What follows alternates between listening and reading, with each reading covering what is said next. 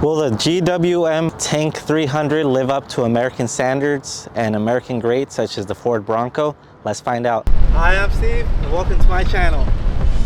And I'm bringing the world to my living room. If you're into experiencing life beyond the ordinary, celebrating diversity, and making every moment unforgettable, then continue watching for today's episode. What's up, everyone? I'm Steve, and I am a car enthusiast that spends a lot of time overseas. And I want to show you guys what cars are available in different parts of the world. Today, I am joined by the GWM Tank 300. And not only that, it is the 2025 version. Can you believe that? 2025. Any of you are Call of Duty fans, Black Ops, Nuketown 2025, we are finally making it there. According to back in the old days, everyone thought we'd have flying cars by 2025.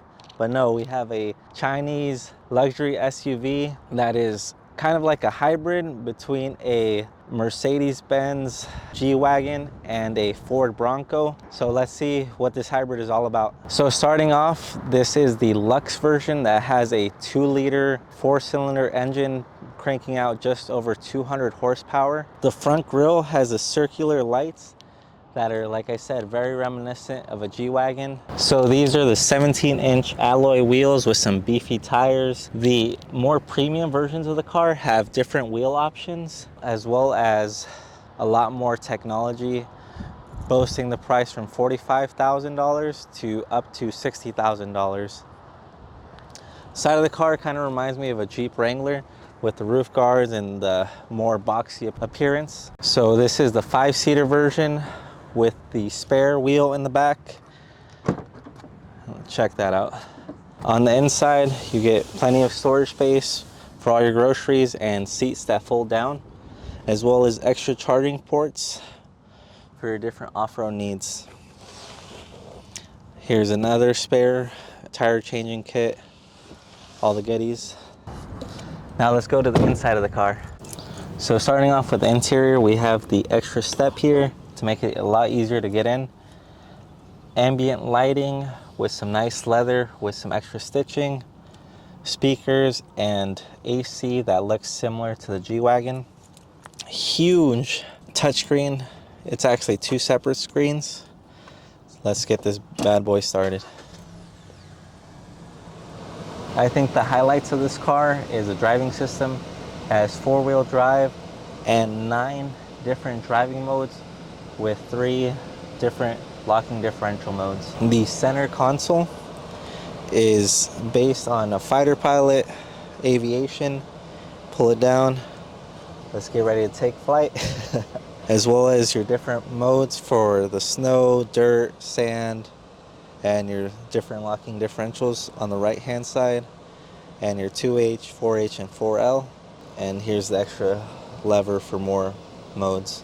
In the center console, you have an analog clock that is extra bougie, as well as your AC controls and a wireless charging pad.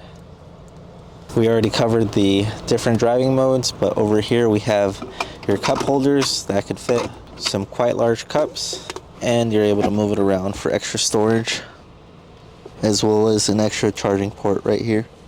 So next to the touchscreens, we have this geometric pattern that makes it feel a little extra fancy with ambient lighting that you can change the colors to. Then you have your glove box, which has your manuals, and check this out, a vest. This is the first car that I've ever seen with a vest. 2025 is on another level. Not only does it have a safety vest, but it has a first aid kit. I think all cars should have a first aid kit. Let's see what's in the box. Oh, sweet, check that out. It's pretty comprehensive. Scissors, gauze, tape. Yeah, that is really good. On the steering wheel, you will find the different modes for your touchscreen to have different statistics available, as well as your voice and music controls. Your touchscreen will have Android Auto and Apple CarPlay, which is the first Chinese car that has working Apple CarPlay for me. So I really appreciate that. So making our way to the pads. Not the most satisfying sound, but they're not too bad. I forgot to mention that there's an 8-speed automatic transmission. Then on the left side, beside your light controls, you also have an ashtray. It's pretty crazy. It's the first car I've seen with an ashtray right there. Then if you open this, you have extra space, so you can choose to put your phone there if you want. But I would imagine you would use the wireless charging pad instead. Now I'm in the back seat. You have more of the leather with stitching and ambient lighting. Decent leather.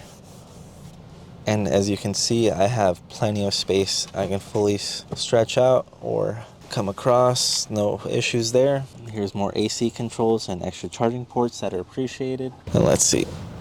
Then you have extra cup holder space right here instead of the middle seat. Boom.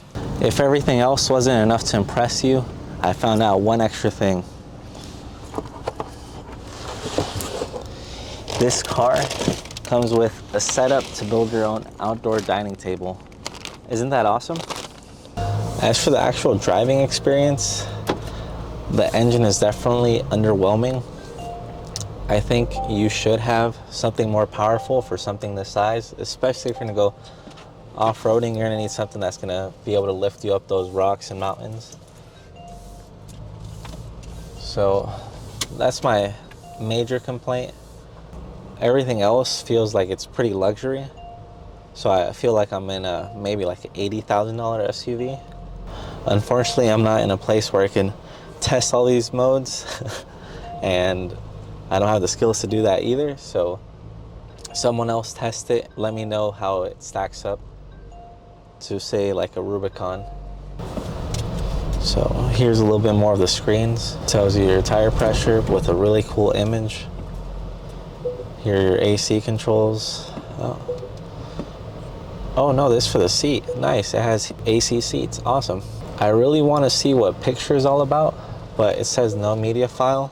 I might have to add a SD card into it. Yes, definitely needs a USB. Like I said, you can change your ambient lighting. Let's put it on dynamic. And it has things for fatigue driving, intelligent start-stop, ignition off and unlock. One thing that I read for the technology is with the cameras around the car, if it detects something off in the distance that might cause an accident, it'll start to pre-tension your seatbelt. So I don't know if any other cars do that, but that's pretty cool. So now let's wrap up the rest of the video. So that marks the end of the video. This was the GWM Tank 300 2025 in the crystal black. What do you guys think? For a luxury off-road SUV, anywhere from $45,000 to $60,000, I actually kind of like it. It's massive and the engine is a little underwhelming, but I wouldn't mind driving it again. What do you guys think? Let me know. Peace. All right, thank you guys for watching. Make sure to like, comment, subscribe, check out the rest of the content, and I'll see you guys in the next one.